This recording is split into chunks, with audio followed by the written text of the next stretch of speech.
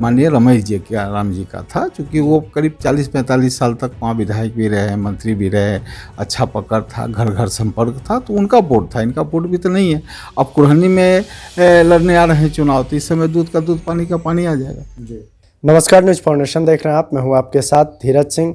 गोपालगंज और मोकामा विधानसभा सीट पर हुए उपचुनाव के बाद मुजफ्फरपुर में कुढ़नी विधानसभा सीट पर भी एक उपचुनाव होना है। हमारे साथ हैं मुजफ्फरपुर से लोकसभा सांसद अजय निषाद जी।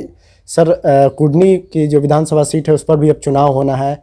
आप लोग की दावेदारी कितनी मजबूत रहने वाली है? देखिए, अब जो है धनबल और बाहुबल का जमाना खत्म हो गया। चुनाव वही जीतता है जिसके साथ जनता खड़ी रहती है। अब प्रलोभन दे के, झूठ बोल के अब चुनाव नहीं जीत सकते।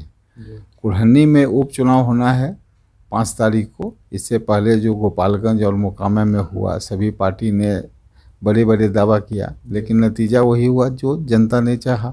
एक सीट पे भारतीय जनता पार्टी ने जीत किया, दूसरे पर राष्ट्रीय जनता दल ने जीत किया। अब कुढ़नी का है। कुढ़नी पहले से आरजेडी का जीता हुआ सीट है, तो भारतीय जनता पार्टी पूरी ताकत लगाएगी कि किसी तरह से ये चुनाव को हम वापस जीते। क्योंकि ये जो चुनाव का मामला जो कुढ़नी का था, मात्र 600 वोट का था, तो यहाँ पर भी बहुत कांटे की लड़ाई होगी। और कौन जीतता है कौन हारता है वो तो जनता तय करेगी। आपकी लड़ाई आरजेडी से होनी है, लेकिन इसमें मुकेश सहनी की पार्टी जो कि वीआईपी है वो भी दांव लड़ेगी। क्या लगता है उससे कुछ फर्क पड़ेगा? कोई फर्क नहीं पड़ेगा। ऐसे भी तो चुनाव हारने के लिए लड़ते हैं, जीतने के लिए तो लड़ते नहीं हैं। अभी कुछ दिन पहले मोकामा और गोपालगंज में बड़ी कूद के महागठबंधन का मदद किए थे। अब फिर महागठबंधन के खिलाफ चुनाव लड़ रहे हैं, एनडीए के खिलाफ चुनाव लड़ रहे हैं। तो किसको जिताने के लिए, किसको हराने के लिए लड़ रहे हैं, पहले तो वो तय करेंगे।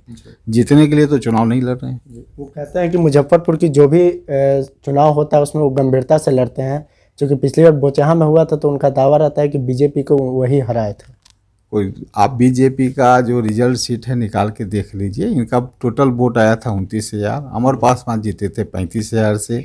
इनका जो वोट का जो दावा करते हैं कि मेरा इतना % वोट मिला था, तो वो वोट इनका तो था नहीं। वो वोट माननीय पूर्व मंत्री माननीय रमेश जी के राम जी का था, क्योंकि वो करीब 40-45 साल तक वहाँ विधायक भी रहे, मंत्री भी रहे, अच्छा पकड़ था, घर घर संपर्क था, तो उनका वोट था। इनका वोट भी तो नहीं है। अब कुढ़नी में लड़ने आ रहे हैं चुनाव, तो इस समय दूध का दूध पानी का पानी आ जाएगा जी। ओवैसी की पार्टी एमआईएम भी कुढ़नी विधानसभा सीट पर चुनाव लड़ने की तैयारी कर रही है, चूँकि गोपालगंज में उनकी पार्टी ने 12,000 वोट लाया था। क्या लगता है उनका भी कुछ असर पड़ेगा वहाँ पर? नहीं, देखिए, अब तो वहाँ का जनता अब तय करेगी। ऐसे तो जो भी है उनका थोड़ा सा सीमांचल एरिया में लड़े थे तो 5 सीट जीता था, लेकिन वो भी बाद में आरजेडी में सम्मिलित हो गए उनके जो विधायक थे। तो ये छोटी पार्टियां हैं, ये बिहार में कोई खास प्रभाव नहीं कर सकती। ये लोग चुनाव जीतने के लिए नहीं लड़ते हैं। ये लोग चुनाव किसी को टारगेट रख के किसी को हराने के लिए लड़ते हैं, लेकिन इनके लड़ने से और नहीं लड़ने से कोई फर्क नहीं पड़ेगा। जनता का जिधर झुकाव होगा उधर लोग चुनाव जीतेंगे जी। लेकिन जेडीयू और आरजेडी का तो कहना रहता है कि ओवैसी की पार्टी को जानबूझकर बीजेपी ही खड़ी करती है, कि जिसके कारण अन्य जो सेकुलर पार्टी उनको नुकसान हो।